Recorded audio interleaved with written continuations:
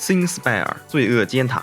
当我第一眼看到游戏图片的时候，我就被它吸引住了。第一人称有枪，竟然是 FPS 类型的游戏，这种类型的玩法可是很少见的。然后再看一下标签，还是恐怖设计类的游戏，那我很好奇它长什么样了，我必须立马开玩。故事发生在一个被诅咒的世界，这个世界诡异横行，人们死的死，跑的跑，而主角因为不知名的原因坠入到了这个世界，成为了一名无名的流浪者。在即将被怪物干掉的时候，被一名金发女子所救。在这之后，从她口中得知北方有个尖塔是安全的地方，于是你带着她给你的罗盘前往了那里。在那里，你遇见了一名叫萨维娜的女孩，从她口中得知这个尖塔并非安全，尖塔里有许多恶灵和扭曲怪异的生物，并且被一名叫做瓦尼莎的恶魔所掌控。但同时，你也得到了能够回家的方法。为了能够回到原来的世界，你决心探索这座罪恶尖塔。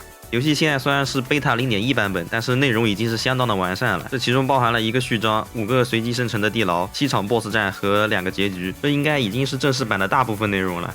游戏的主要流程是需要你打败5个地牢的 BOSS， 然后打开最后的大门。地牢的结构是随机生成的，每次进去都会重置。每个地牢都有10层，里面会刷新怪物和宝箱。进入地牢后会在上面显示一个倒计时，被怪物发现后时间会开始流动。倒计时结束，关底 BOSS 就要以无敌之姿过来抓你了。跑得快，伤害高又打不死。最重要的是每次都固定刷新在下一层的门口前，你要是差那么1-2秒，他直接刷你脸上给你来2下。刚玩的时候给我恶心坏了。而你要是想打关底 BOSS， 你就必须得收集地牢第10层的宝珠，但是宝珠每次重置地牢只会刷1颗，而想要开门则需要2颗、3颗甚至4颗，越往后面越多。而从第1层跑到第10层，你就算是很熟练也得要7-8分钟。要是待太久超时了，等 BOSS 刷出来你就更难跑了。中途要是不小心死了，你还得从第1层重来。还有就是地图上分布了许多陷阱，你要是在被 BOSS 追的时候慌不择路乱跑的话，就很容易踩中这些陷阱，踩到直接血霜加霜。特别是从第3关开始有这个穿校服的傻逼怪，攻击范围大的要死，而且扣血又扣理智，最重要的是还能偏移你的准心，2-3只一起来直接让你找不着北，当之无愧的罪犯小怪。而且小怪也不是说打倒了就直接死了，你还需要对他的尸体进行净化，要不然他一会儿重新爬起来了。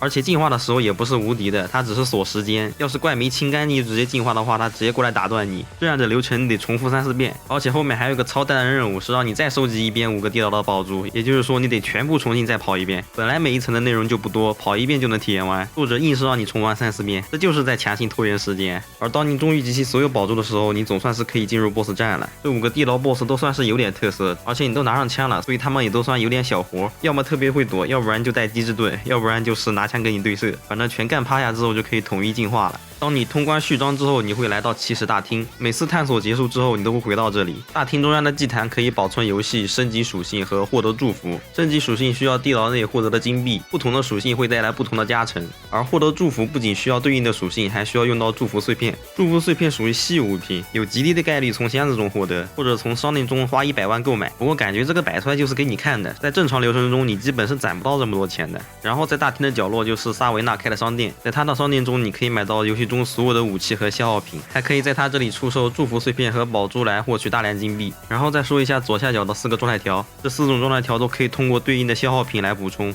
第1条是血量，没了就记了。第2条是理智值，理智值越低画面越暗，并且低于一定程度右上角的指南针会乱转。这个指南针红色指针指的是北方，蓝色指针指的是下一层的入口，并且在关底 BOSS 出来的时候还会出现一根黄色指针指向它，所以理智值是最重要的，没有了指南针你只能在原地乱转。再之后是欲望值，进化怪物需要用到欲望值，欲望值不够那就没法进化了。最后是体力了，蹦蹦跳跳用的，没了就跑不了了。然后是武器方面，总共有4把枪和4把近战武器。令我意外的是他的枪械动画做的都很不错，动作流畅丝滑，能做成这个水准那也是真的很不错了。再就是所有武器都是拥有耐久的，耐久打光了武器就直接炸掉了。不过可以通过重复获得武器或者是修理工具包来恢复耐久。近战武器倒是没什么好说的，攻击全是挥那一下，有枪谁还用刀啊？7步之外是枪快，7步之内枪又准又快。真要说有什么用的话，那也就是攻击的时候不会发出声音，不会把周围的小怪引过来。不过我基本上是来多少杀多少，所以也没在意过。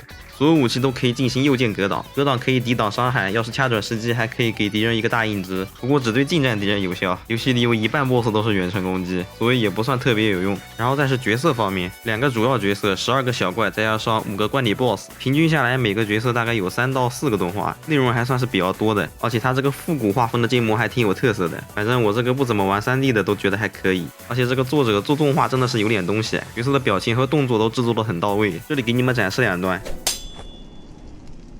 What are you trying to do? Hey, watch it with that thing! 再加上主要角色都是有配音的，这档次感觉一下就上来了。 Rude. 话说到这家伙，刚见面以为只是个普通的商人，打到后面没想到他是这个，怪不得他穿一身绿。看到金发妹子死了，我心都碎了。可惜现有的2个结局都不是好结局，希望正式版能出个新结局，狠狠的腹击他。